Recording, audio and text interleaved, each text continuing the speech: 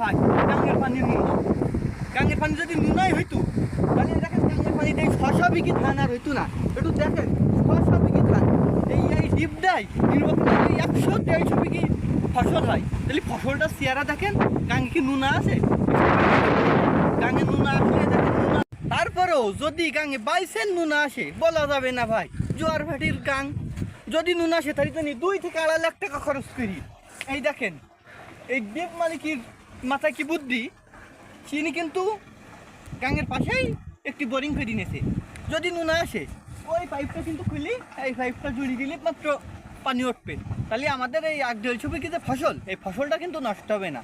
তারই কারণে এই 1-1.5 লাখ টাকা খরচ করে কিন্তু একটা বোরিং করে। দেখেন এই বোরিংয়ের মধ্যে দিয়ে আর একটা পাইপ, এতেও একটা, ওর মধ্যে আর এক পাইপ, এটাতে কিন্তু আর একটাই পানি ওঠে।